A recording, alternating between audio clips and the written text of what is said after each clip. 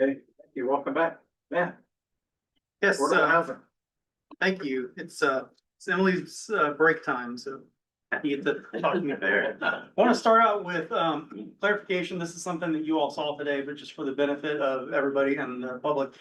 The proposed funding for FY 26 for affordable housing is $250,000. That was in the financial plan from last year for FY 26, and that is what has been recommended for FY 26.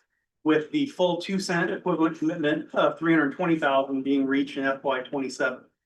And then continuing that through FY 28. So what you're seeing on this first chart is if the board is interested in funding the two expansion items, one, which is the continuation, the expansion budget requested by the Orange County Partnership to End Homelessness. And two are the two pilot programs proposed by staff for home repair and emergency housing assistance. If the board chooses to fund both of those, the total funds used for affordable housing this year will be $276,000. So for the last several years, as we've been working and ramping up funding, anything in excess of our current commitments has been put into an affordable housing reserve. And so that number at the end of the current fiscal year will be $147,000. And so for FY 26, if the board decides not to fund or not to fully fund the expansion requests, anything that is not used for those would go into the affordable housing reserve. So if you look at the chart on the bottom, this is what equivalent to the no build option. If you just say we're going to fund our continuation and nothing further, but we're going to keep our allocation at 250,000, which is the level consistent with last year, then 181,000 would go into the affordable housing reserve, increasing it to 328,000. And then that carries through 2 years, 2 and 3. So just wanted to level set on that. Are we all comfortable that we understand the baseline request? Yes. And so if there's any questions about the current commitments, those above the yellow line, those are continuations of what we funded in the past. Our match to Community Home Trust, our home funds match for the local government affordable housing collaborative, and then the continuation request from the Orange County Partnership to End Homelessness. And that's the percentage of. Yes, it's 6.5% of the continuation budget for the partnership. Why 6.5? That is the methodology that they use. That's the population attributable to the town of Hillsborough, according to the partnership. And that's consistent with their funding requests in prior years.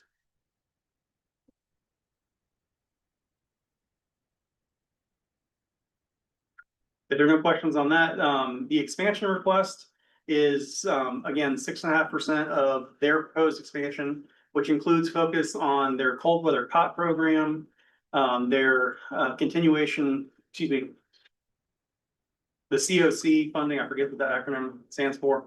Continuum, that's the word I was looking for. Thank you. Continuum of care, and SORAD street outreach operations.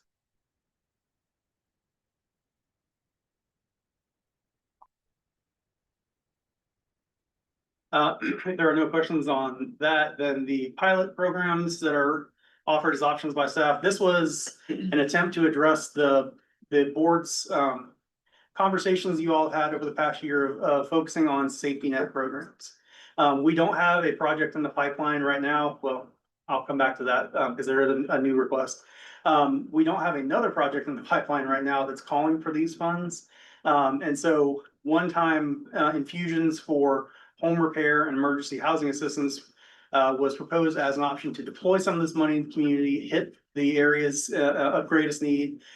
This is consistent with the way the home funding partnership is allocating their funds and the focus of Orange County's housing department on funding these programs for stable housing. I'll have you answer any questions about those proposals, and then we do have another proposal to add. I was just wondering about the 100,000. How did you come to that? Was it Pulled out of the air. Okay. But I did talk to the staffs of the housing department and the home repair consortium to see like at $100,000, what sort of level of return on investment we get. That would get about 11 projects off of that list for the home repair. And address between 20 and 25 cases for emergency housing assistance, depending on the total dollar amount. Those are capped at $4,500 per household. Can I ask a question about the home repair projects? I remember from previous conversations that there was a lot of thought put into creating a database of the projects and kind of the general scope of how some are small, some are large, things like that. Is there, in addition to the dollar amount that's being proposed, is that to be left up to the consortium to figure out how to be most impactful? Or is there a list of prioritized projects that are being said, here's what we will do with that money? Yes, we would work with the consortium to move through their list of projects. They have folks that have been waiting and don't have matching funds, or the funds from the county or HUD are too restrictive for their type of projects. And so they would do their best to match up and maximize that $100,000 to get as many projects on the list as they can. And so there'll be some flexibility, and we will work with them on which projects are addressed. Great, thank you. And just to be clear, we're not creating anything new. Both of these proposals are expansions of programs. They would be administered probably through an interlocal agreement with Orange County, so that we don't have any additional administrative overhead, and as much of this money as possible goes out to the community on the projects.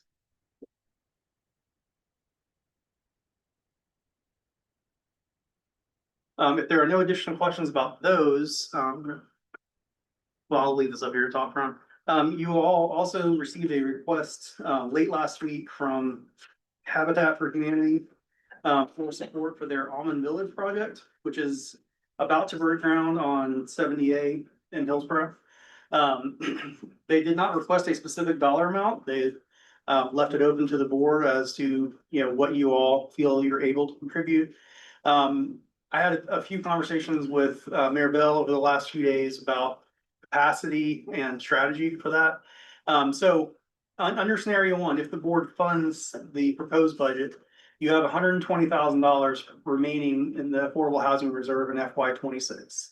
You could use all or a portion of that to be your contribution, or you could decide to make a larger contribution over several years. That was one of the requests from Habitat.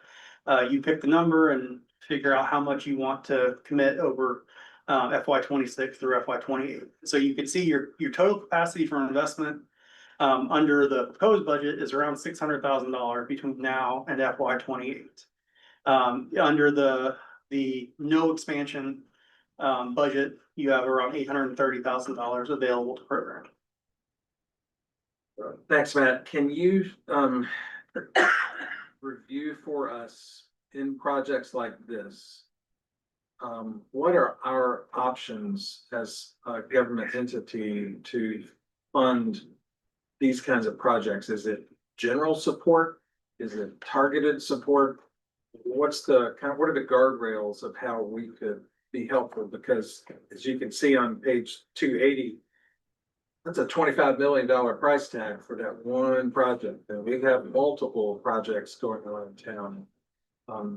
I would just like to get some clarity on what we can and can't do, because I know that they have, there are many facets to the Almond Village project. There has been a capital campaign, but they did not approach us as a town during that capital campaign. It was only at the very last minute that attention was brought to the town board that they would greatly appreciate our support. So the restriction on participation by the town in an affordable home ownership project, the funds that come from the town have to be restricted and inure to the benefit of a low income resident. And so for the purposes of the constitutional definition, that's generally accepted to be 60 to 80% AMI.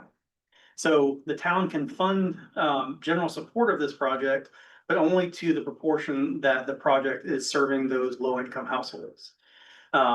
And So in a project like this, I believe they are going to do a mixed income project. That was the last proposal I heard. So it would depend on with, with that budget, we're certainly not gonna go above the percentage that's serving low income households. And it would be for general support, not for any particular homes or people or anything like that. There are models that we could support specific homeownership opportunities, but those are gonna be even more income restricted. And so that's more at the 60% AMI level. So general support allows the board to invest in the project and say that our investment is going to serve that allowable investment in affordable housing without getting down to the specifics of we're supporting this unit or this person. Yes, Matt had his hand up first. I know you just mentioned that they were talking about having mixed income. I know that when we approved as it'd be 100% affordable. That's what we approved that on Envision Village. That was the principle that was approved, but there's nothing in their approval documents or their master plan that requires 100% affordable. So when we approved for 100% affordable, why wasn't, I'm confused. That's what we approved. So why would we not have that in the approvable documents? Because that's what we approved. That happened long before I got here. That's almost 7 or 8 years ago. I did speak to Jennifer earlier today, and the only way to make the project financially viable at this point is to have mixed income. Okay. But it was. And have it at market rate for people making 80 to 120 AMI. So it's 80 to 120, okay. Do we know what the percentage of the affordable? We didn't get down that rabbit hole. I called her about something totally different. Yeah, But then somehow I think I have that. okay. somehow we weaved over to Almond Village, because, I will say, I think that, I think there's a lot of things that could potentially help with, even if it's not, what we're banking is not going to build even maybe a half of a unit, maybe 2/3 of a unit. But I think that the way we could approach requests like this would be on, right now, but on some pretty specific things, whether it's the land purchase, the soft costs, the engineering. And when, Jennifer and I were talking, I asked, well, how do you typically handle these indirect costs? There's the actual unit and there's all the other things you have to do. And she did say that there's 2 different ways that they do that, or have done it. One is to try and fundraise and find sources of revenue, to not have to pass it off to the eventual homeowner, and the other is to pass it off to the eventual homeowner. Which then raises ultimately what they're gonna have to borrow. And so I think that personally, anything we can do to support Almond Village with some of those indirect costs, one way or the other will ultimately benefit, the folks who, would eventually live there. Well, there's that, but there's also the subsidy, because they don't mention any of the subsidies. Because even when their soft costs are added in, because the buyers don't pay more than 30% of their income, there's subsidy involved. So it just would mean a greater subsidy, and maybe that's where we can apply some of the funding would be to those subsidies. And they would apply it internally in that way. They would basically reduce their capital stack, what they have to raise or borrow, and then that translates to lower costs for all the units. What they said in their email message was essentially, this having the higher costs just means that their pool of buyers has shrunk because you need higher incomes to qualify. And so this would, the more that they fundraise, the less that a buyer has to bring to the table, the lower the income can be, and the larger their pool of buyers. So in a nutshell, what we're contemplating is making an allocation for this year, or perhaps a smaller allocation over a number of years to add up to something more substantial. Yes. What is the feeling of the board? I think over a period of time. I mean, I think that, you know, I'd like to see, you know, a stream over a period of time. I think we need to contribute. We fought hard to have this.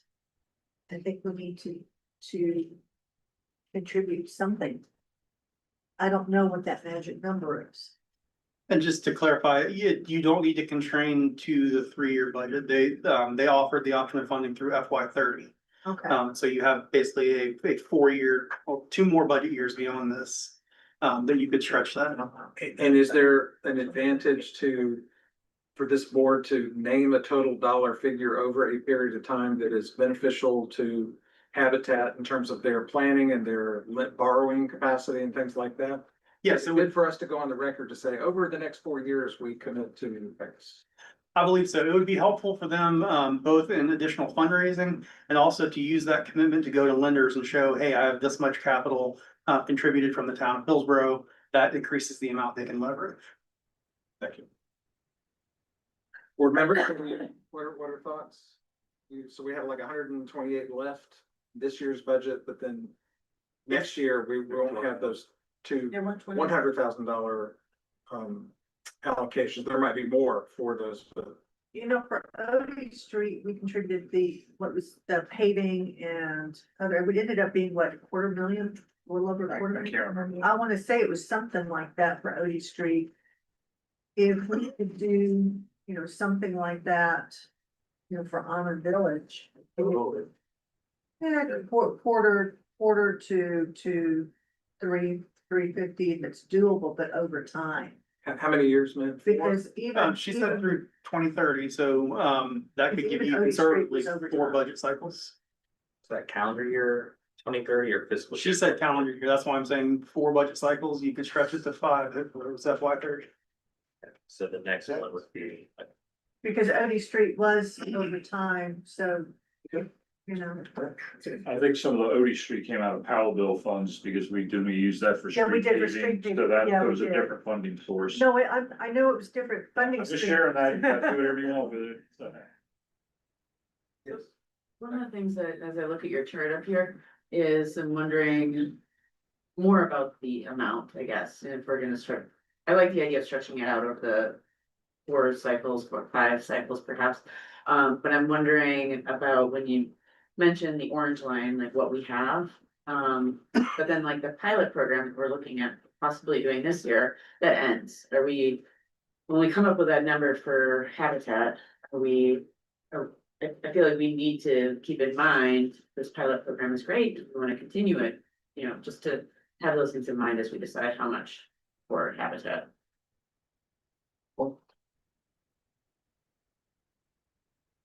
So somebody needs to make a suggestion. What dollar amount for 40? Say 300 over 4 years. I like the ramp up approach and I think it obviously helps, you know, them plan and budget some things too, and I would be okay with $100,000 here for 4 years. You're talking about for 400 total? Yeah, I can do, I support that. Want that number? Megan? I like the number, I think. Part of what I'm gonna hold up is, some of what Matt has proposed to change. Ramp up rate, what that might look at, like, to see what that does to that number. You know, if we say 400 over 4 years, but we all agree too that we need to change the ramp up rate or something like that, but that's still a good number. So we might, I don't know if you wanna dive into that part of the conversation yet. I make a recommendation, and that is to ask staff to come back with options to help preserve cash flow and things like that. It's a little hard for me to think off the cuff what that ramp up might look like to get to 400,000 over 4 years. But So just to clarify, what would you envision starting in FY 26 and then 4 years? So 26, 27, 28, 29. That's what I was thinking is we would use 100 of the 121 this from FY 26, correct? That'd be right there. Yes. And then 100 for the reserves moving forward. And it's really because this is, this is this will be in the town of Hillsborough. I think, that's something that we all want. I'd just like to see this be successful.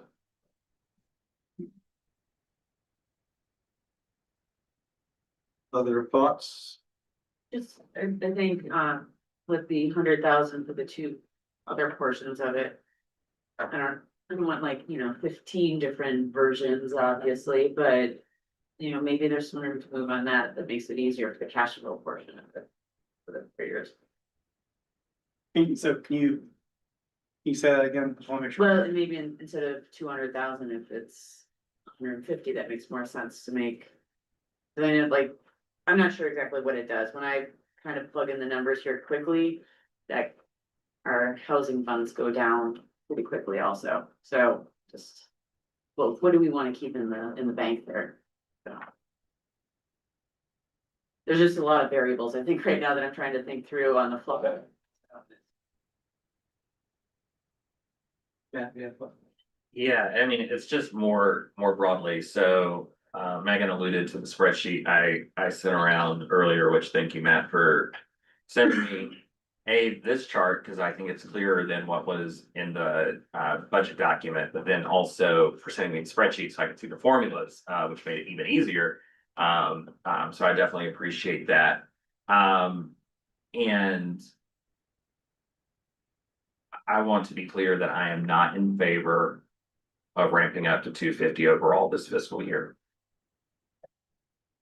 So much so that I could possibly be a no on the budget. The 250 in the ramp up funds. What I believe in that yellow line is, and what I would support, Yeah, that's our 2%, that, so you're is saying, keeping it at 175,000. Because we do not have a plan for how we want to tackle affordable housing. I do not believe that social safety net programs or funding is an affordable housing strategy. I think we need to see what it is that we want to do in an all of the above approach that looks at our land use policies, that looks at, let's see, what else do I have here? That, continues us holding the roundtable discussions that we have not continued from last year with builders and affected persons. A concrete plan for how we want to spend the funds. That's both social safety net and unit creation. And then looking at those housing, land use policies, how those land use policies can be used to both keep people in their homes who are below 80% AMI, as well as, what is it in policy that we can do to incentivize the building of housing for those making 80 to 120. And I will have some questions for Shannon about our fee structure, because that's one of those things that I think can be used proactively or punitively when it comes to building housing. And I certainly would like to know the underlying assumptions and how those numbers came to be. But I just cannot justify spending $200,000 on a pilot program where it's not part of a comprehensive overall strategy for ostensibly for affordable housing that serves so few people, when we also have a lot of tools at our disposal to help with the market, creating units in town of those that are paid for through federal subsidies and grants and that sort of thing. That's very, very income restricted. And we just never talk about the people who are at 80, 120% AMI. And so that's why I sent this around. That is why I'm taking I don't want to say stand, but why I'm making it very clear what my position is, because we talk a lot about it. I have yet to see a document in front of me that says how we are going to do this. And there's a lot of people who, when they hear affordable housing, they think there's gonna be something that's gonna help them, and they find out it's another income restricted program they do not pay for, or they do not have access to, that they are paying for, one way or the other. And then we wonder why people are upset with government at all levels. So that is what I'd like to see, but I cannot support a tax increase to pay for something we do not have a plan for. I will not do it. Yes. Thank you, Matt. So we, Can I have a clarifying question? Because so. This isn't a tax increase. I mean, we voted the 2 cent increase last year. That was. So you're saying to remove the 2% that we agreed to. put I am fine roughly- with going below 2 cents until we get a plan, yes. Okay, that's all I was asking. Okay. And that's why I think we should freeze it at $175,000. From last year's allocation. And not go to 250.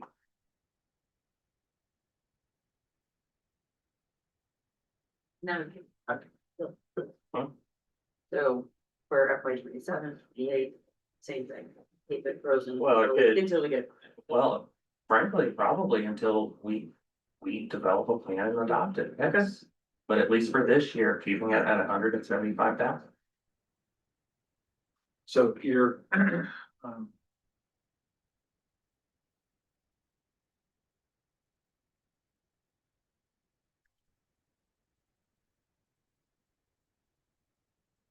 Contemplating what you said and looking at that, which I'm having trouble seeing. Took me all weekend to figure out how the numbers calculate. And, okay, so the big picture is you have major objections. Major. We have to pass the budget in 3 weeks. And you want to, I at least want- freeze the ramp up to that 175,000 instead of going up to 200,000. That's right. Which would leave us with $25,000 less in the upcoming budget. Yes. And you're saying regarding these 2 pilot programs, no, on the 2 No. pilot programs. Yes. And what about the, Almond Village? I would need to see what those numbers would look like in a spreadsheet. It's not something I even contemplated. Honestly, I probably figured we would say we couldn't afford it and move on. Or pushed out to a different year, so I'm delighted because that is unit creation. Is there some wiggle room where I could stomach beginning to ramp up for Almond Village this fiscal year and go up from the 175? Yes, I would say there's some wiggle room. I need to see the numbers. I think that the home repair and the rental assistance has a role. I don't know if it's 200,000. I think we have spoken in the past, it may have been a year or two. About, I can recall saying a couple of times that we need to have some kind of overarching strategy that looks at both emergency housing, home repair, building new units. For starters. I think,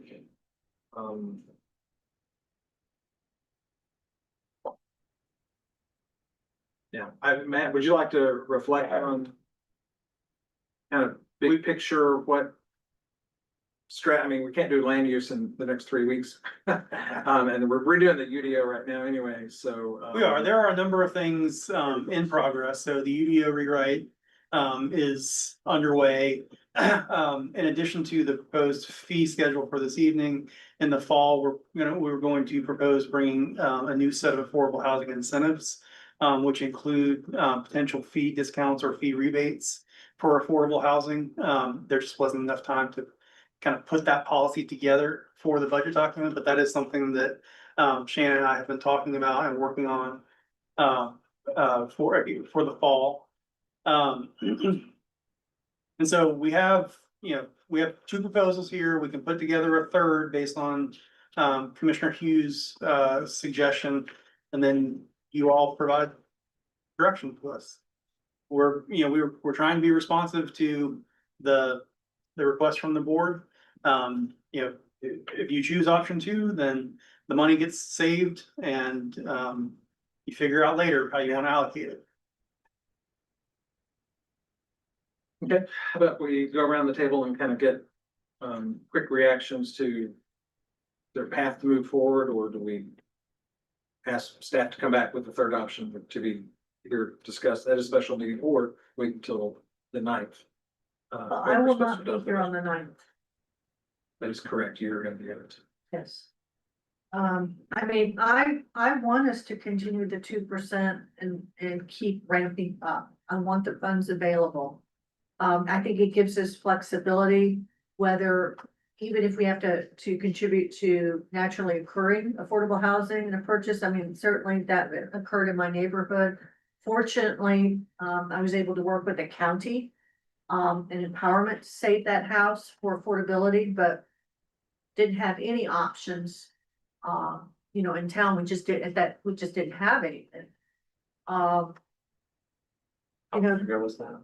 Sorry, How long ago was that? 3 years ago. Now my neighborhood used to have a whole lot of. In addition to the 4 Habitat houses, there used to be 4 or 5 empowerment houses, but because there were deed restrictions, and unfortunately, 2 of them got sold to market value. So Even there with was the restriction? Huh? Even with the restriction? Yep, because nobody noticed. Or paid attention to it. Anyway, That type of search. all I can tell you is what happened. This one, you know, came up at the last minute. I was talking with the neighbor, you know, because she was literally 2 doors down as we were selling, and it was literally at the last minute where they realized there was the deed restriction. Anyway, long story short, county we were able to save it. And I do believe, I do want to support, again, we fought for that. And I think to make sure we got that and then not have money for it, to me, it's just too hurtful. I want to make sure we do that. I think it's really important on saving what little naturally occurring affordable housing in town we can. It's rapidly disappearing. You know, the repairs, I do think is important because that does help keep things affordable for the people who live here. You know, the market just doesn't work. God knows, it just doesn't work. So I guess where I stand with this is, I am flexible on the pilot programs, but I'm aware that across the county, it's, you know, essentially the size of Hillsborough, the number of people needing rental assistance across the county. I don't have my numbers in Hillsborough. So, whatever we can do, I'd like to see do, but I'm flexible with those pilot programs, but I do want to see those ramp up funds at the 2% keep accruing. Thank you, Kathleen. Rob? I'm in agreement, I'd like to see that 2% continue to continue. And you bring some good points, Matt. I, you know, would really like to, obviously have a better plan for employment. For overall affordable housing sort of, wants. But as of right now, I'd like the 2%. I do feel there's a really big need for home repairs, and it keeps, you know, people in their homes, it keeps them dependent. So if there's a way that we can contribute to that, I would like to see that also. So, Okay, thank you, Rob. So, yeah. Normally I would say I don't get to vote on this, but it looks like I am gonna get to vote on this because Mr. Bergson's gonna be out of town. for the budget. So yeah, I would like to continue the ramp up. I would like to see a plan, and to Matt's, point, which I've said numerous times in the past. And then this board can direct staff to come up with whatever plan we want, whenever we want. So I don't see the need to, delay doing the other things we need to do. I have full faith that, staff will deliver to us the information we want. It has been a chaotic, past couple of months, because of numerous issues at the federal level. So, don't know when, we'll have the capacity to do that. That's a town manager problem.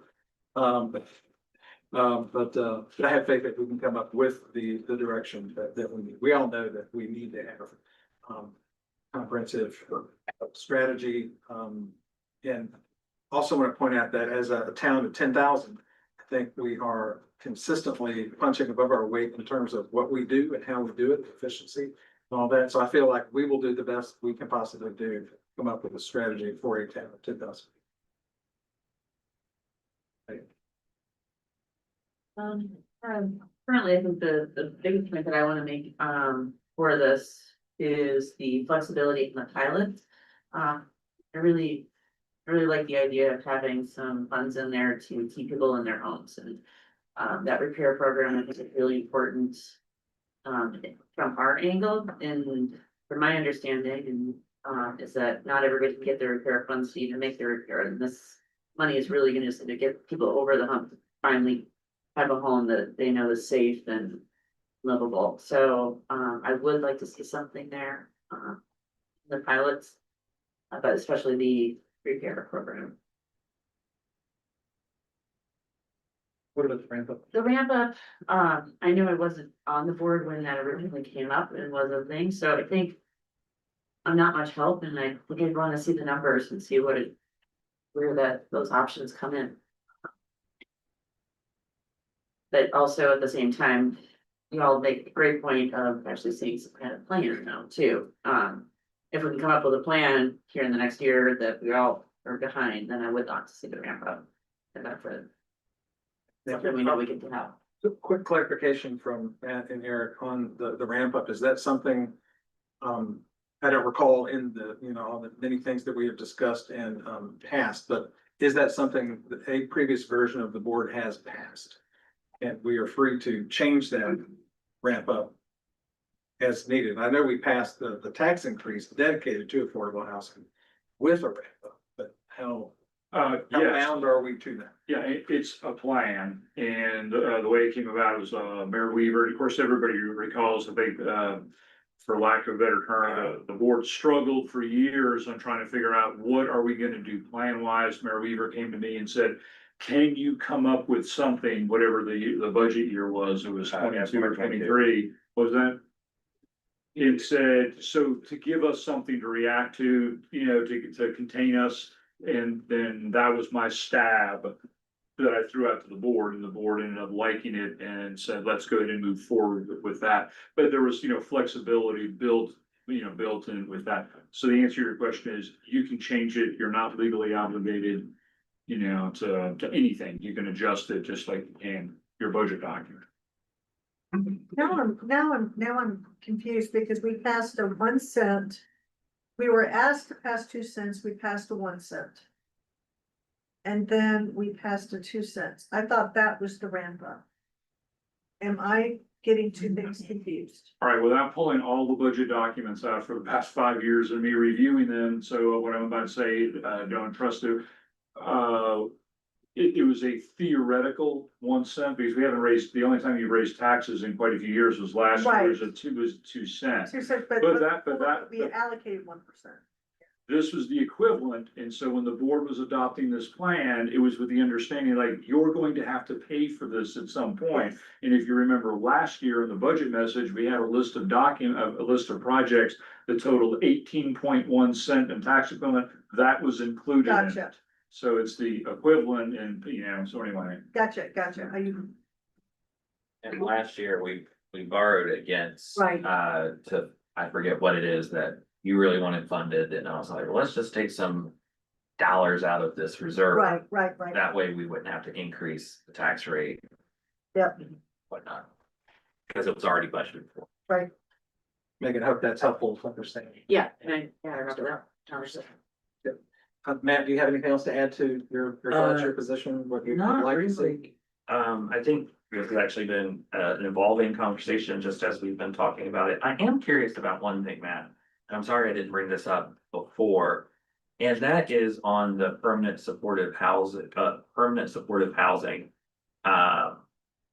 and I know Kathleen, you and I kind of talked about it a little bit earlier this afternoon. Your permanent supportive housing that's underneath the But partnership. But can you add some additional context, Matt, about the transfer from county funding to offset deduction for HAC?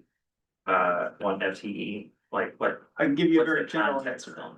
The county's housing department is in full crisis mode, reacting to significant threats and actual loss of funds from the federal government. And so they are moving things around as much as possible to get out from federal funding sources to retain the services. And so what you're seeing in their budget this year, including the partnership budget, is the shifting of everything they can out of federal funding into local funding. So this is reflective of part of that effort is to keep the service, move the funding source from something that would be funded under the COC grant or another federal funding source, and then put it in the partnership budget and allocate some of those costs to the local partners. And if I can add another context, IFC is administering our county's only permanent supportive housing.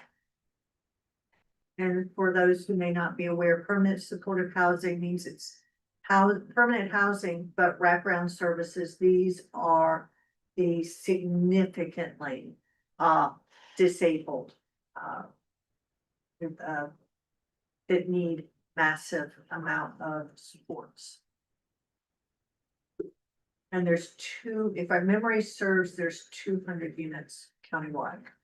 And then Commissioner Hughes, additionally, aside from the federal funding sources, the county is also under tremendous pressure on their tax rate. And so general fund positions are also being offloaded to every other available funding source, which is on the permanent supportive housing. That's the case in that position.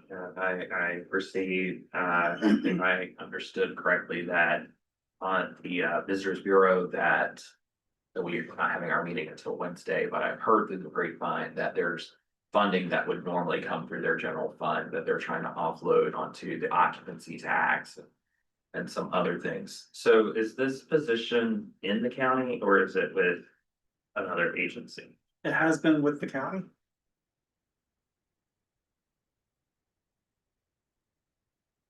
They were more serious about commercial development. They wouldn't have this problem. Matt, do you have any other questions? No, Evelyn? How do you feel about continuing the ramp up of our affordable housing to the 2% level?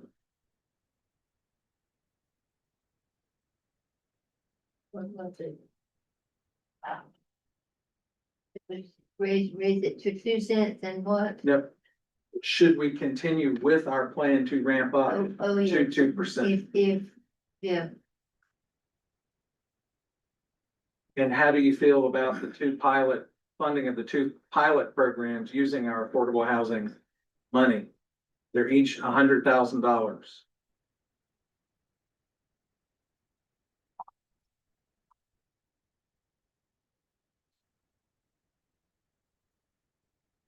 And how do you feel about the need to have a comprehensive strategy for the town to spend, to approach affordable housing going forward? Is that something you want to see sooner rather than later, or? when we able to afford it. Cause I don't know that we could do it now.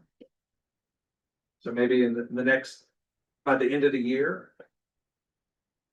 Just to come up with a strategy for us to Yes. guide our thinking about I affordable housing. suppose I think we can't do it now. I can't see out of my left eye now, my head hurts a bit, so Sorry, anything I might say might not make any sense. I understand. Whatever Kathleen said, I guess. I said I was flexible on the pilots.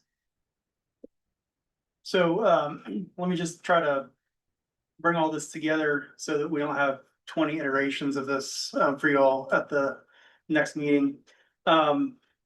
If there's support. Sounds like a lot of support for the home repair program, less priority on the emergency housing assistance. And so, if we look at bringing a reduced ramp up proposal, are you all in agreement that we prioritize the repair program over the EHA? Or do you want to see some of both? Correct, my understanding is the home repair program would affect more people. At $100,000, it would impact about 11 projects down versus 20 to 25 for the E EHA.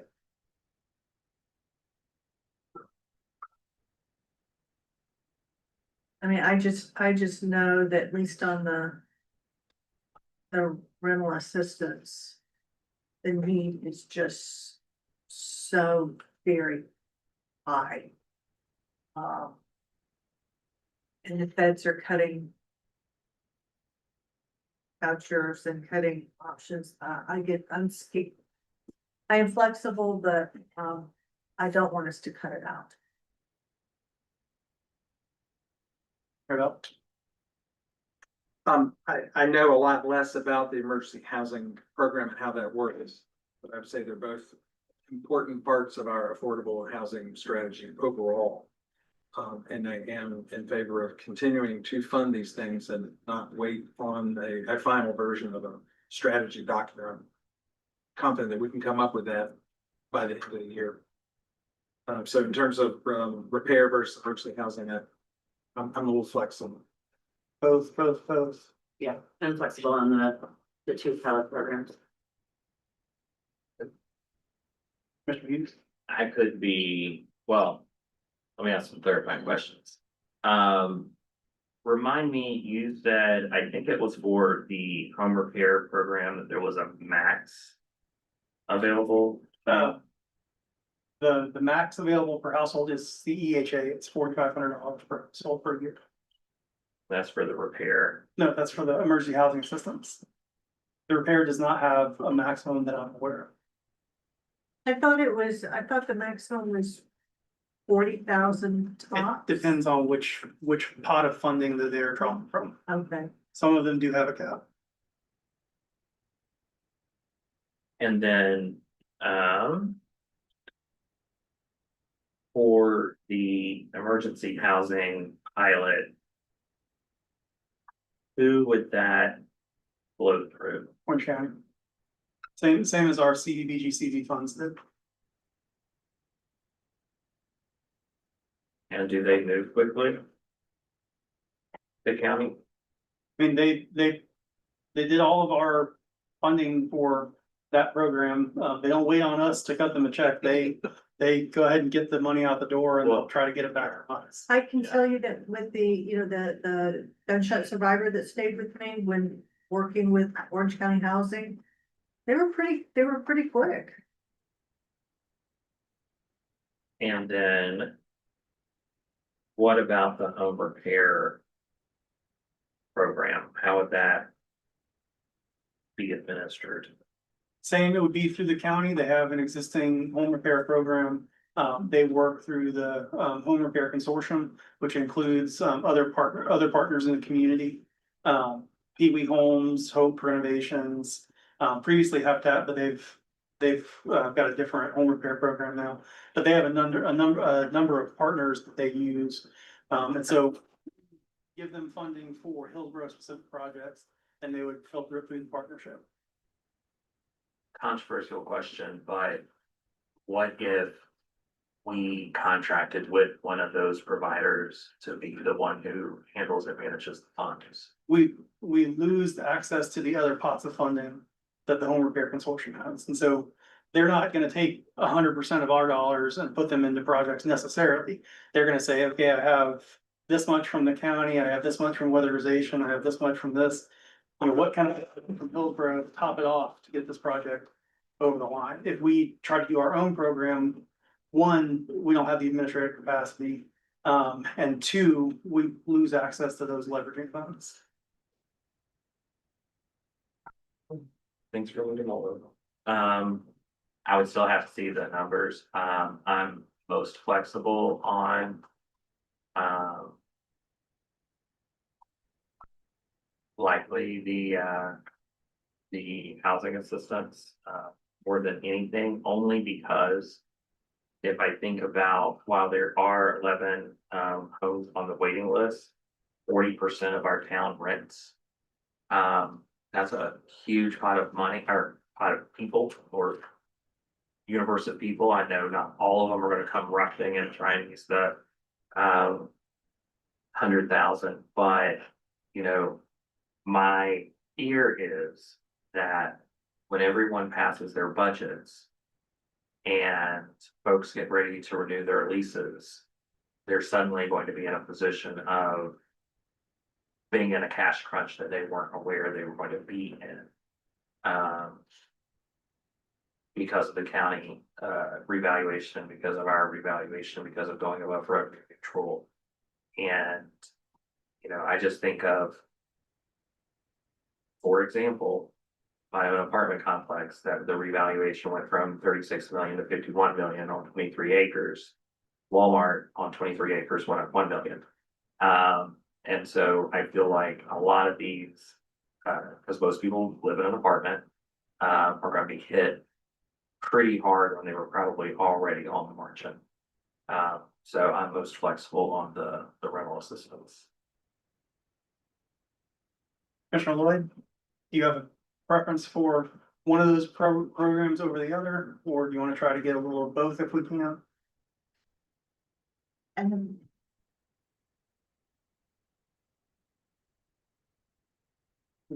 You feel free to, let us know later.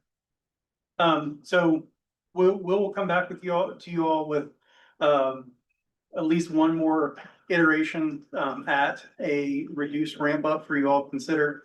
And seeing what we can fund in the pilots, given those financial constraints. The same with the habitat, so seeing pretty consistent support for that, and so that will go into the mix as well to see, what we can fund. The last item we may consider, it sounds like there's strong support for funding, effort to put together an affordable housing strategy. If that's something that needs to get done in the next year, that needs to be resourced. We don't have staff capacity to do that. And so, whatever proposal we come back with, any scenario, we'll have to ask for funding for that if that's what the board wants done this year. I think that would Be appropriate to consider using some of our affordable housing funds set aside to fund that. Yes, so that's what the proposal would be. When we come back, I'll get some pricing from some folks, for affordable housing strategy, and that'll be included in the proposal. Is there any way to leverage some of the work that's, because, with Triangle J, because I know they were working with. That's Pines. one of the folks that I'm gonna reach out. Okay, I still keep doing Triangle J. I will die saying Triangle J. Central Pines, Central Pines. I still say MPO because I can't get TPO. Y'all knew what I meant. Thank you, Matt. Do you have what you need? I think so. Thank y'all.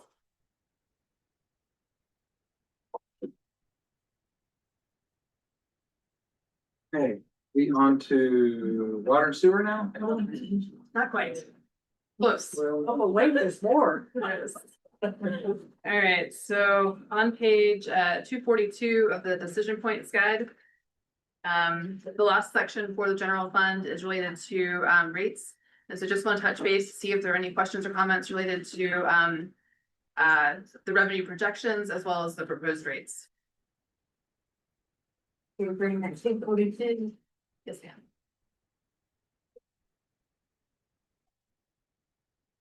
Commissioner Ferguson?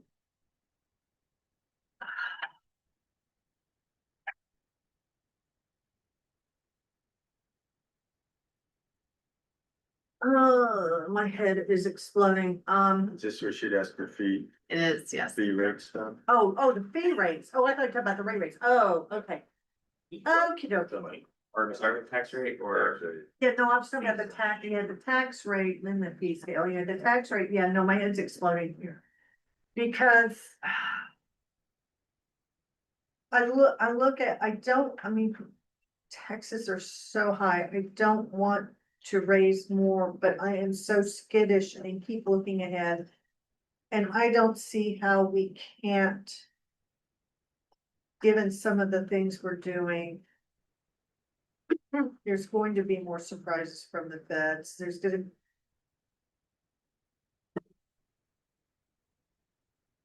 Even if we move to instead of 5.7 to 6, and that's still, I mean, it's bad enough, but.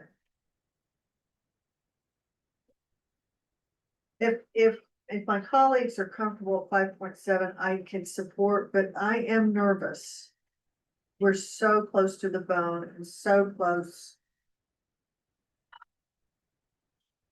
I'm not sure. I'm not sure if we should, if it doesn't call. To raise a little bit more. But again, I want to hear from my colleagues. And I admittedly, I worry about this.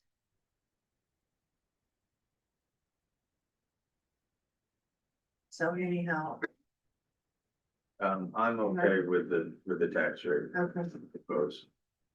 It's not super thrilled, but I can stomach it.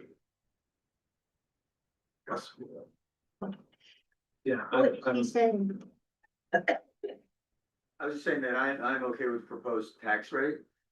and what was it that? it's 5.7.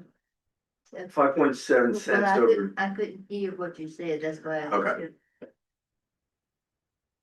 Do you see what I'm talking about, Evelyn, on 242 though?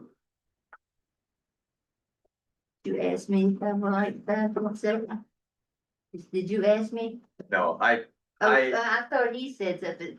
I'm bad I at it. understand. I just want to make sure that, that you heard me the last time. 5.7 is what you said. So it's 5.7 cents above revenue neutral. Okay, as long as you said 40. 5.7. Yes, ma'am. Emily, I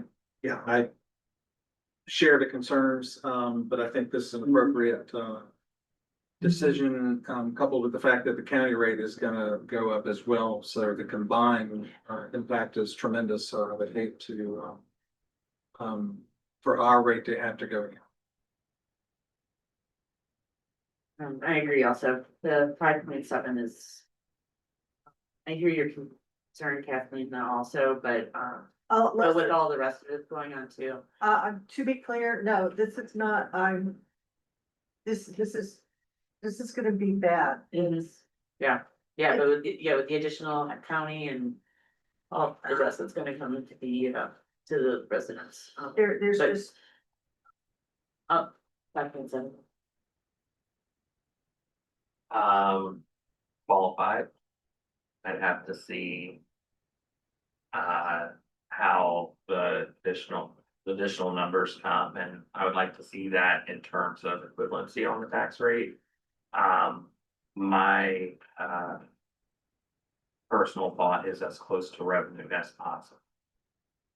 If that is 5.7, then that's as close.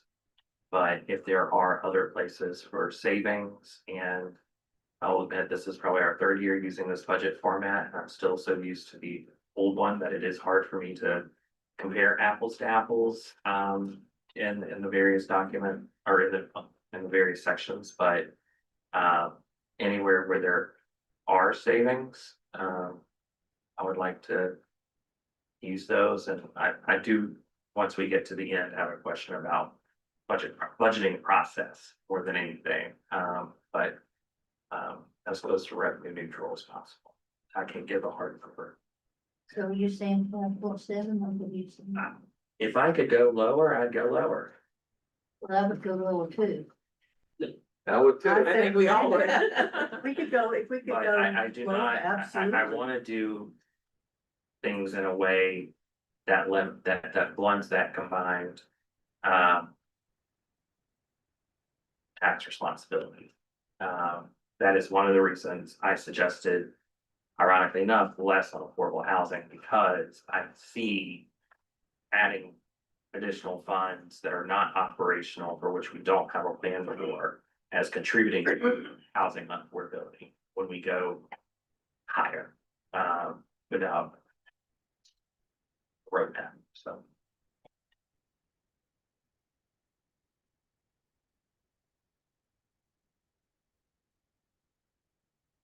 Commissioner Lloyd, your turn. It's back from 7 on the one.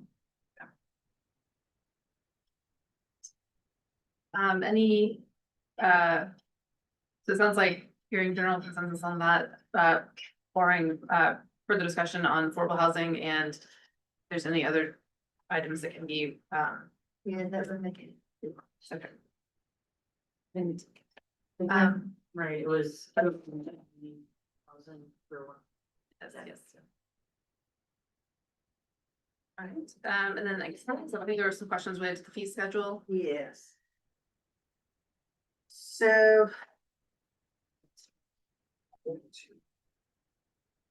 I start looking at some of these and I'm.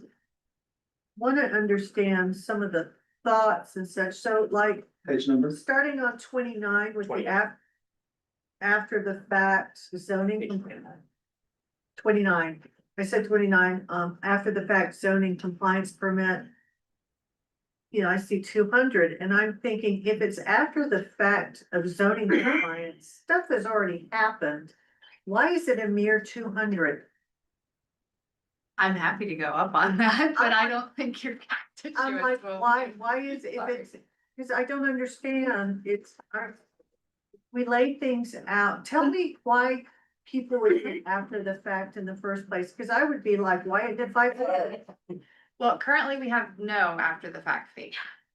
So, and we are finding more and more that people are asking for forgiveness instead of permission. And forgiveness is harder because once it's in, and people get real mad if they put it in and it couldn't go there and they have to pull it back out. So we have an after the fact fee for, certificates of appropriateness in the historic district. So after we had a handful of problems, especially over the last 2 years, with people just coming in, putting in fences, sheds, etc. We decided to implement an after the fact. We thought starting at 200 was a good, place to start, as, I mean, it's essentially a punishment, right? It is It also, it takes a lot of staff time to correct some of these problems, particularly with structures. But fences sometimes and things too, it's staff time, trying to recoup staff time so that the person that kind of made the problem is paying for the problem. But if you are in support of a higher fee, we can certainly go higher. We just thought that since we didn't have one at all right now, 200 was a good place to start. It was immediately 500, and part of it because I've seen in a lot of places over.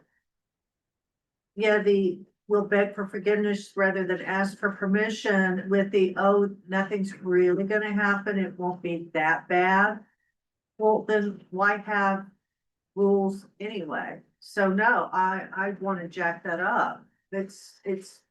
And on the other part, everything we can go, this goes back to something that I think is really important, that we work on educating folks up front, so they are aware. So if oops happens, it's done so because they're deliberate, not because it truly was. Finding out was difficult. So that was the first one. Then I'm going to these special event banners, $5, $20. Why bother?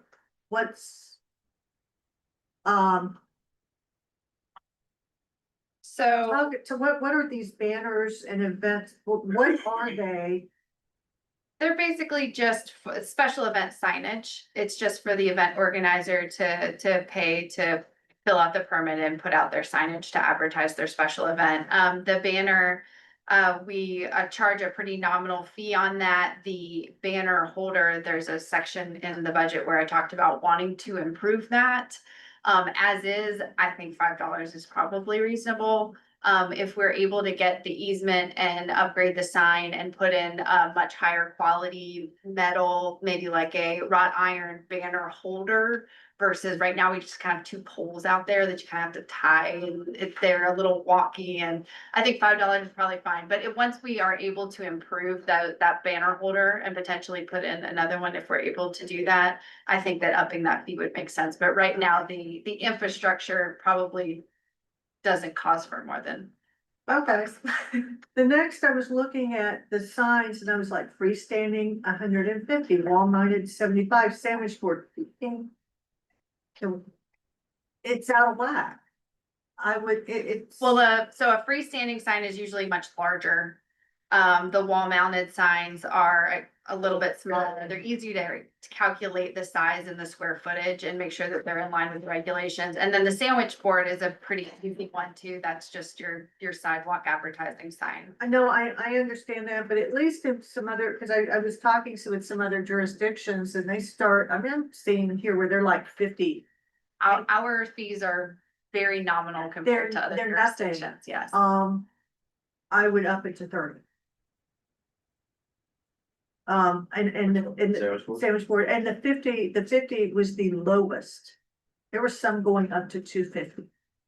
I think that's a little insane. But when we've got just looking at the menu,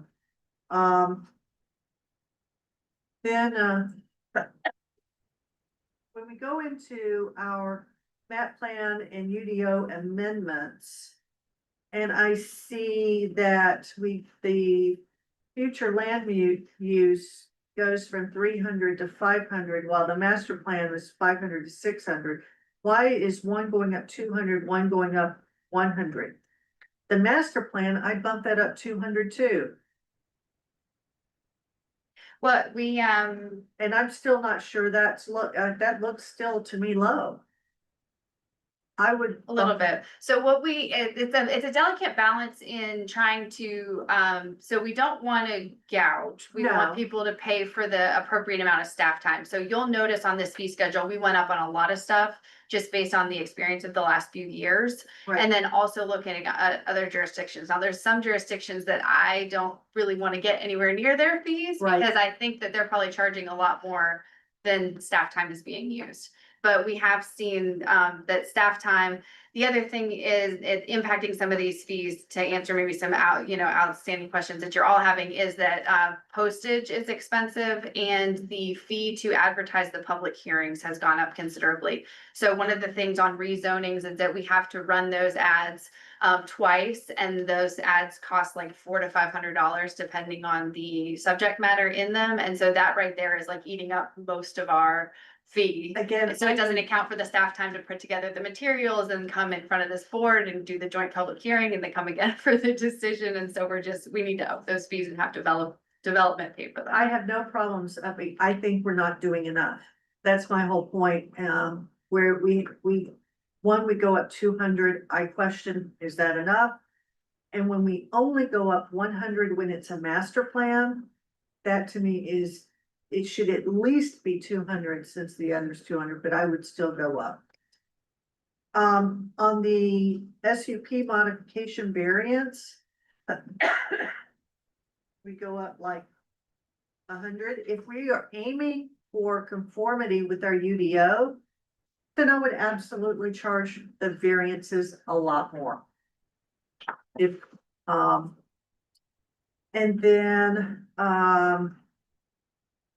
back to the COAs after the fact, same principle as I wanted to find out why are they after the fact, because if they're truly oopses and it's hard to find out, that's one thing, but if there's clear communication, which by this time should be clear,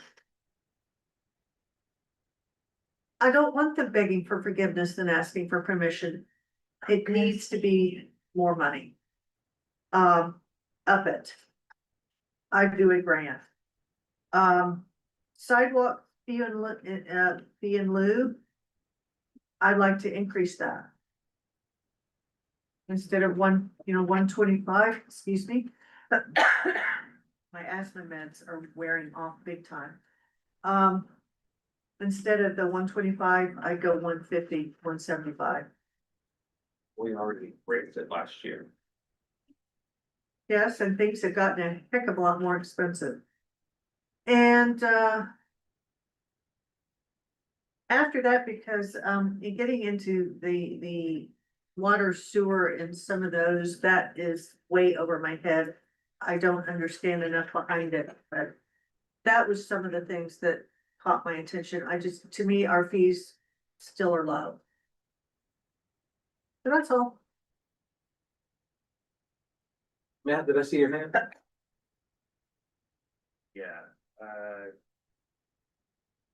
so I am curious, and I think you've answered, most of these, that it's really staff time. Can you go through on page 29, on, I guess, I assume, I don't know, just because the format's a little different. So under new residential, I guess it was and commercial construction. I guess that the projects costing blank and projects costing blank, that is taken out and replaced with these new for detached, attached and commercial. Can you walk through like, Yeah, so they used to be based on the cost of construction, and what we were finding in experience was that the cost of construction doesn't necessarily equate how much staff time goes into the review.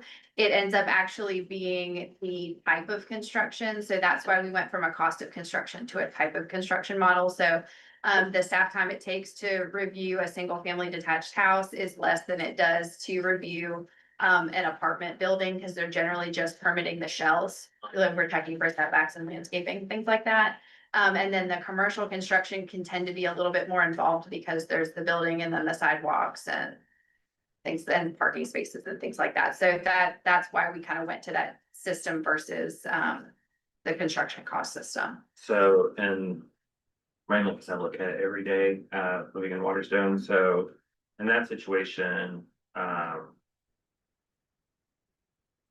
each one of the homes would be assessed a $350 fee. But then for the townhomes, it's The building. that entire building. Yeah, because you're really just looking at for setbacks and landscaping, just the exterior building. You're not Just looking at the it footprint. unit by unit. Yeah, it's the building footprint. And then home occupation permit. Why did that seems like a very, So we're gonna go up a little bit on that. It's already pretty low. Other jurisdictions generally start around 50.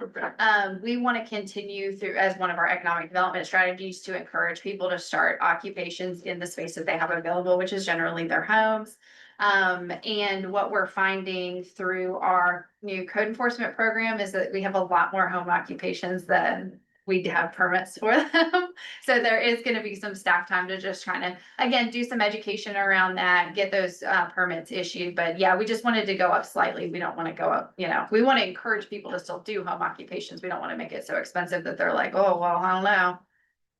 $100, $50, sometimes even that much money will deter people. as someone who just incorporated a business, you start a business and you know, you have your first customer and you've got this thing to pay and this thing to pay and that thing to pay. It's like building a house. Mhm. And then for the subdivisions, can you explain the minor subdivision, major subdivision, just the addition of the $100 per lot? Yes.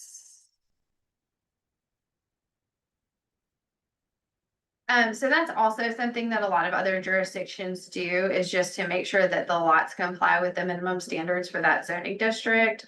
And we just weren't capturing that. And again, we were ending up with a very low fee for potentially a big project. It's just not capturing staff time. So the staff has to go through and make sure that the lots comply. So it just makes sense to have to go through and check each lot. And then for the Unified Development Ordinance Text Amendment, 400 versus 1,000. For a developer, I still have concerns about a lot of these and their impact on affordable housing or housing attainability, but I'm particularly concerned about the $1,000, just because I think there's a difference between a developer and a person who wants to buy a piece of property, build a house on it. $1,000 seems kind of steep. Yes, but, so I would say going up on that fee is twofold. One is that those text amendments, take a lot of time. Well, again, a lot of it comes back to staff time, because people know what they want to change, but they don't always know how they want to change it. And so like rarely, sometimes developers do, rarely from your average citizens, they'll be like, well, I want it to say something like this, you write it. And then, so we're having the staff time to write it, we're having to do the public hearing, and so that fee is just not being captured. And what we're finding with the development community is if they don't like a regulation, they'll just try their hand at changing it, because it's only $400, it's nothing. Yeah. And the other thing is that we do have the UDO rewrite underway. We have been telling people that we are rewriting that. We anticipate having a whole new UDO within the next 2 years. So it doesn't make a ton of sense to try and keep changing a document that we're already rewriting. And my concern with that, and I've told people that are applying for amendments now, is like, my concern is that whatever it is you want to change may not get captured. And then you spent this time and energy to change it. We spent this time and energy with you to change it, and it doesn't end up making it. So that's kind of the process for upping that. But unfortunately, we can't charge developer a different fee versus a citizen, I don't think. We can consult Bob, but I'm pretty sure that he's gonna say, no, everybody has to pay the same fee for an amendment. Based on size of the project, but I don't believe they're as loaded as people make them out to be, so I will say that. I think that's all on your areas.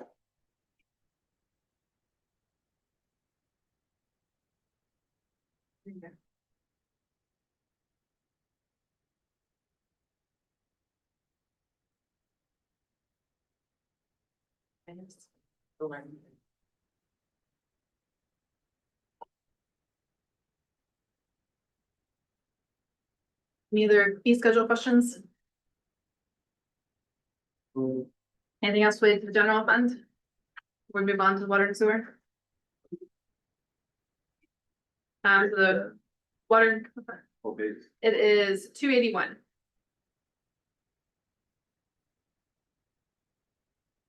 So again, we'll go category by category. So we have first up. Yes. And it is. So we'll start with personnel. Mr. Ferguson, do you have any questions? No.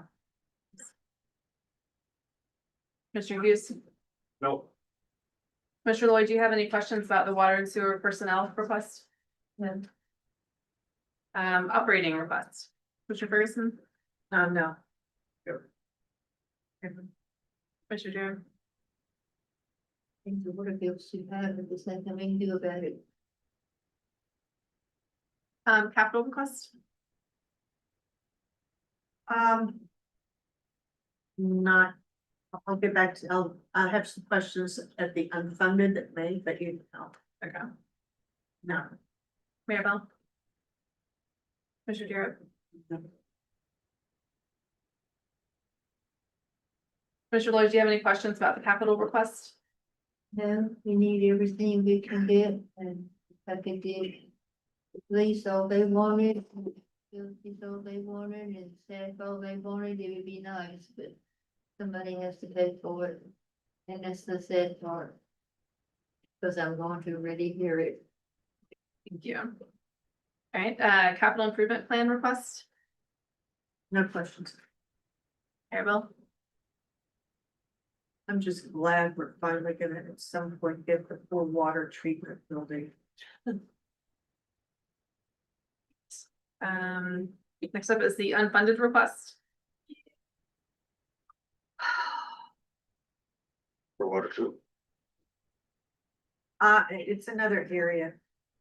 So do good. I said, it's another area where I'm squeamish. I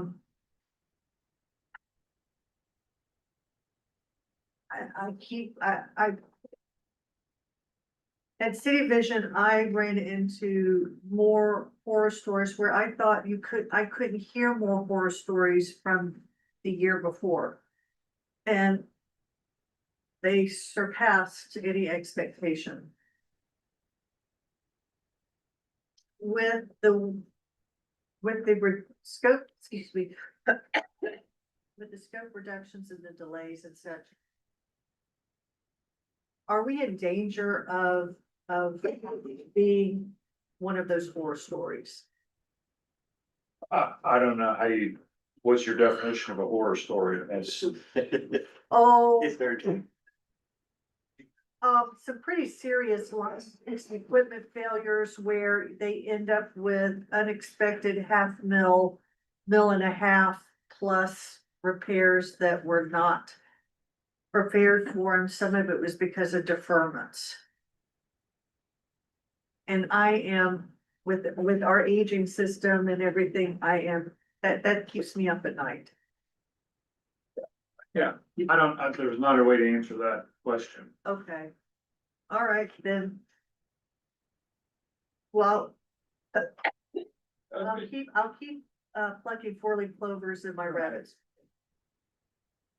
You know, as far as equipment goes and a lot of the, you know, it's like we do a great job of, you know, doing replacements on that infrastructure. It's hard, you know, it's hard to see what's under the ground and, you know, we could obviously, the board knows, I mean, the utilities team, they live it every day and every week.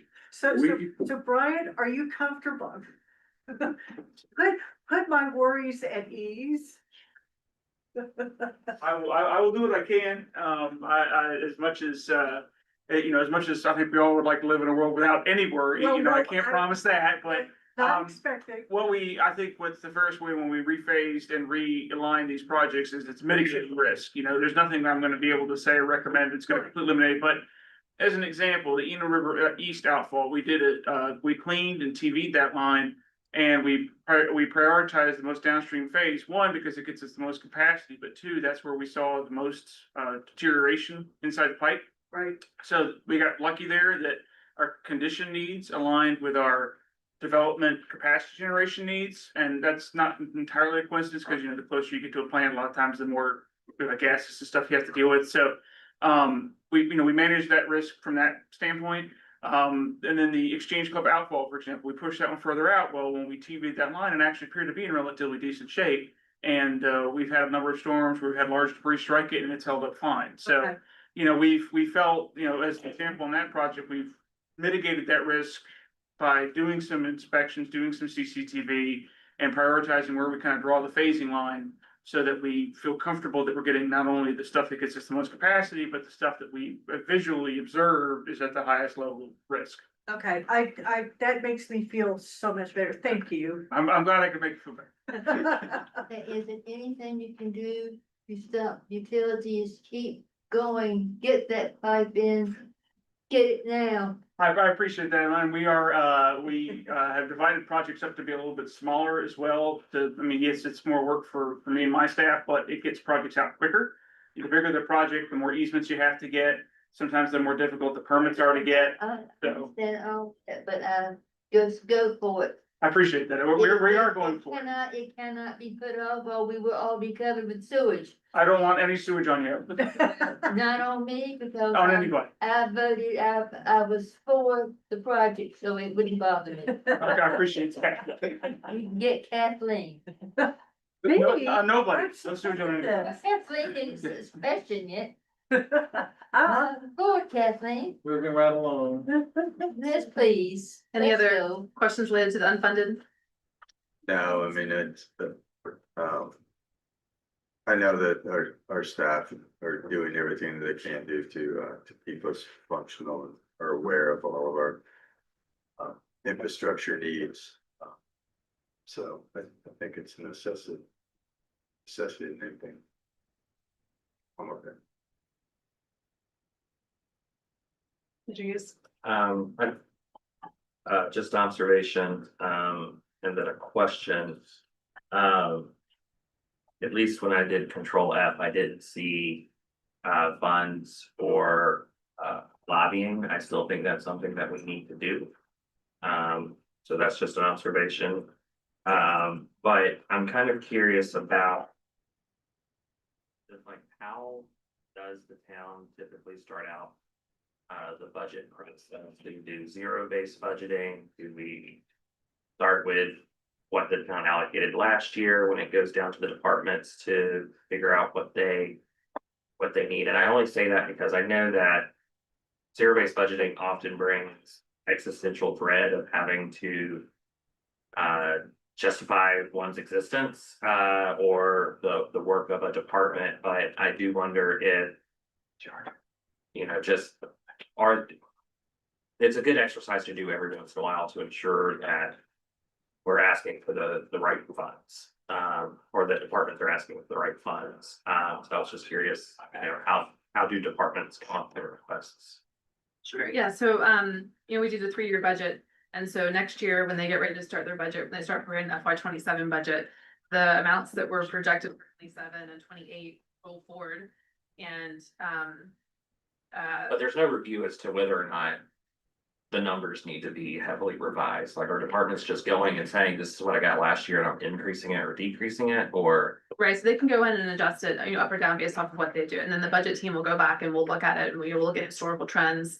We'll look at other data to try and see, is the number, does it just a jive? Does it make sense with what they're requesting? And usually if there's any kind of like spike, or if they're asking for money and not spending it, or various things, we'll try and look at all the different like data points and see, what questions we need to be asking. And based off of that, we may follow up with them to either get more information about why they're asking for more money, or why they're asking for less money, or just various things. I would like us to embark on a zero-based budgeting year, 1 year, to really do a deep dive in each department.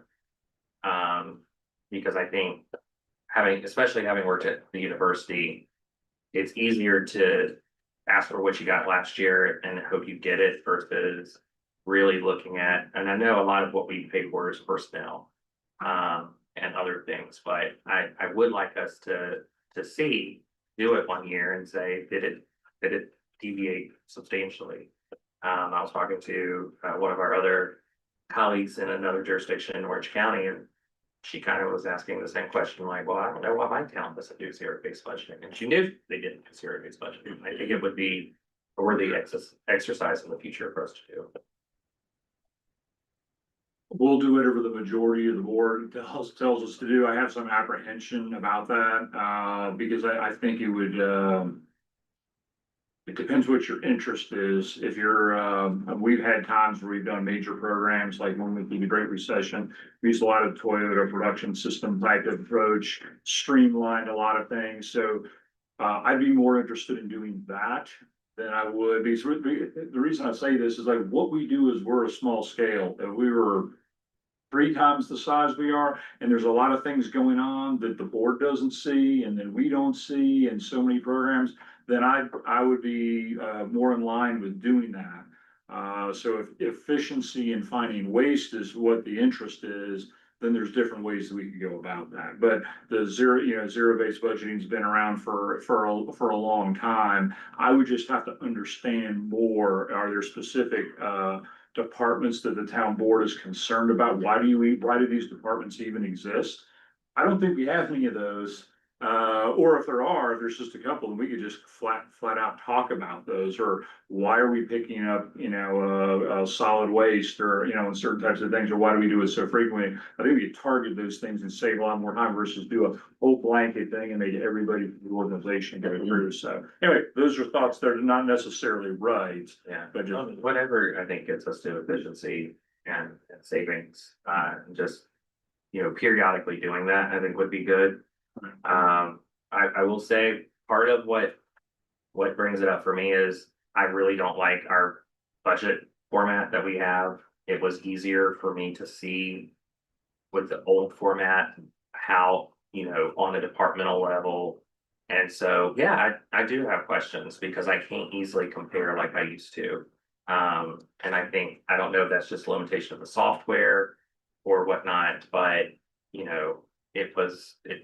to me, it's not as I still think I'm voting in the blind, whereas with other budget format, the previous budget format we had, I felt a lot more secure about knowing the numbers, what really formulated a lot of the numbers. That I just think there's a lot missing now. So, yeah, I have some concerns mainly because I don't know and I can't see like I used to.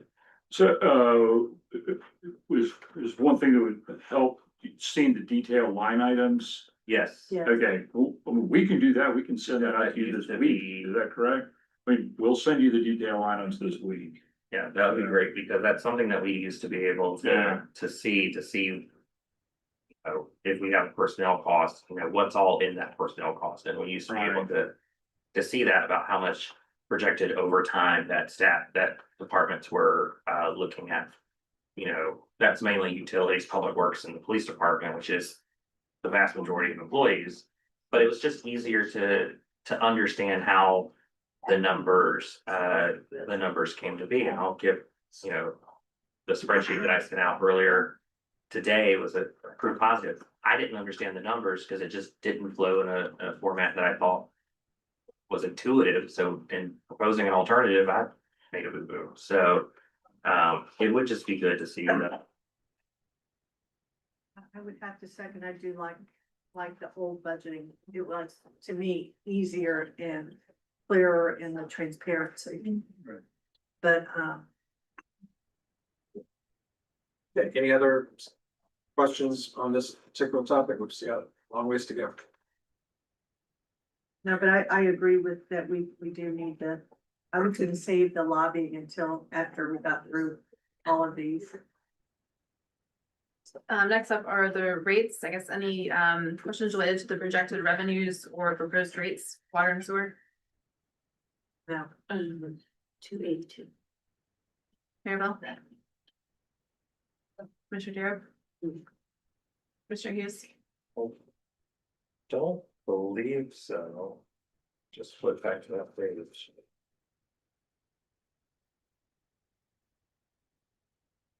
No, Commissioner Lloyd? Any questions on the rates or proposed fees for No, water? I'm perfectly fine with it. I enjoyed reading it and I read it all. I think that's a. But I do wish we had some sodium hypochlorite, or whatever it is. All right, But Next I up- can't think they could- the stormwater fund. Commissioner no- Ferguson, personnel.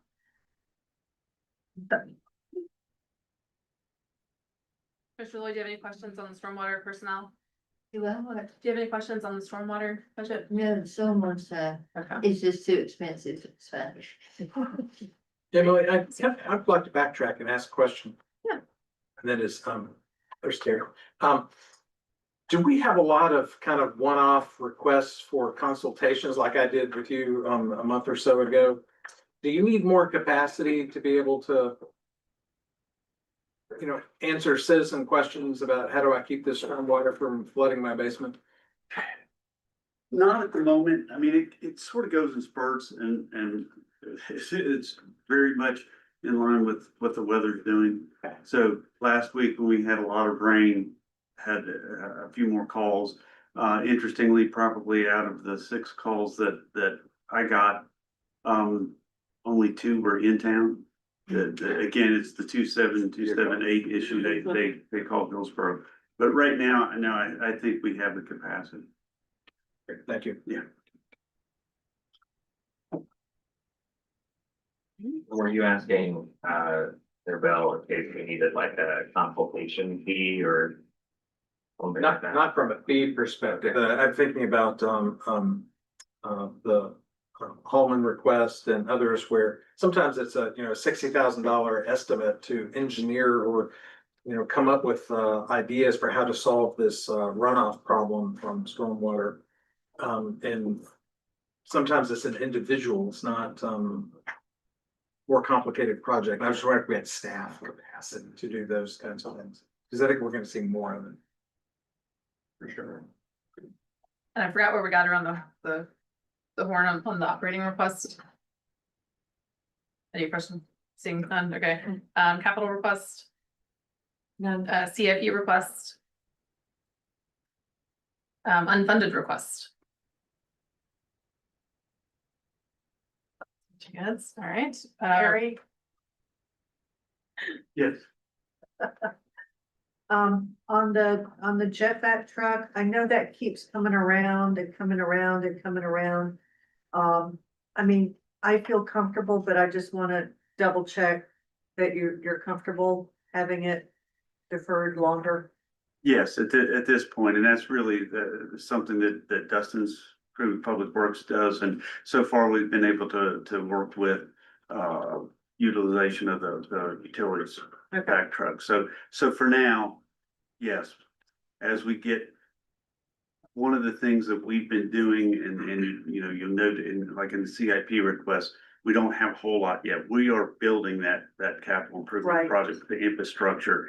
Thankfully, Public Works does a great job of doing a lot of the work themselves and are starting to get very good at getting these inspections done. And so, yeah, over the next several years, that answer may be different than need a stormwater specific back truck, but at this point in time, I think we're good. Go, cool beans.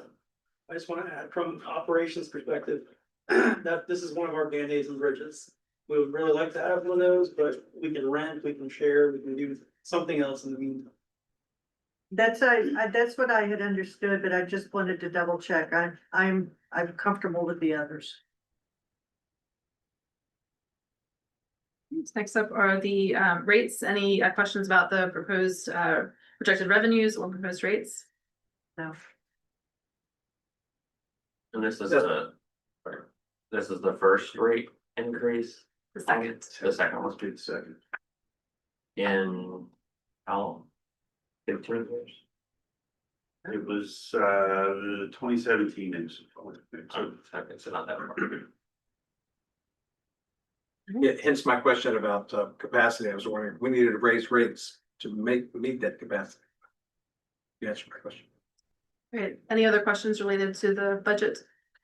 Yes, lobbying. At least with strategics, I know that they do have prorated, the lower, certainly not, you know, like with Central Pines, I think, you know, it's a different firm, but it's around 50. Ours would not be nearly that expensive. But even more than ever, we need the lobbying, and I'd like to find a way to fund at least 25,000 for a lobbyist or lobbying time. With the town manager thing, Can you be more specific about Strategics. that? I don't Oh, understand that. so Strategics is the lobbying firm that actually does, that they do, national, I think they do local, but with everything being pushed down, we need local bill support, and we're just not getting it. And to that, we need lobbying. It's not enough with our delegations, we need that extra. So what might be an example of a issue or a specific need that Hillsborough, that paying a lobbyist would make a difference? Fire trucks. Kind of finish. I lost my train of thought now. What, like issues of what we would need? So for example, you know, towns that have gotten major grants from the state for their parks to the tune of 300, 500,000 grants outright. Smaller towns than us. Or for, you know, some of the, you know, even infrastructure, like the police station is, you know, that's, I'm aware of 350,000 grant that came from the General Stamp Assembly for a fire station. And I think of our police station would be a great opportunity. So it's really not about lobbying, it's about seeking grant funds. But that's what the lobbyists actually do, is they work with the General Assembly to get those local bills, because chances are, given our things, it may come with our delegation, but we may have to work with other lawmakers to get that local bill through.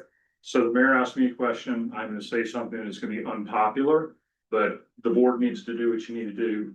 I think you're throwing your money away on the lobbyists. And the way the General Assembly is now, if it's North Carolina, there's only a select few, we're just not gonna get, you're not gonna get grant funding because of the way the situations are here. Yes, other people do it. I would say that in those specific cases, they're probably different party affiliations. You could spend the 25,000. There's been several times in the past where we spend money with grant firms going, that's all we do. We get lots of grants, nothing. That's just my opinion. I would love to be wrong. The chance, I think, of Hillsborough getting a grant for a fire truck or these parks outside of existing grant programs in the current environment are really low. But again, that's just responding to the mayor's question. And like I said, happy to be wrong. If the board wants $25,000, we will find $25,000 in the budget to put it in. So, No, we know the Pharmaceutical Association found that to be true. It's not worth it. Not with the current. You're right. and I'm not connected like everybody else is on board, so maybe wrong.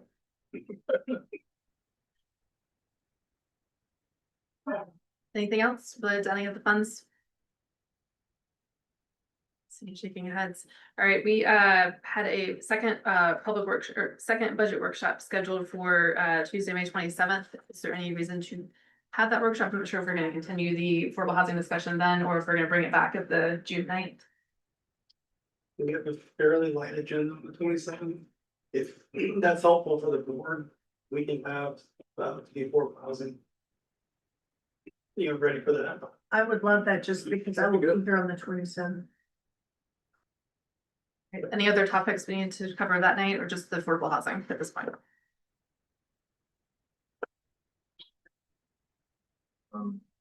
Both please. Yeah, potentially the community reinvestment. Yeah, good. It's a community reinvestment. And Affordable housing. All right.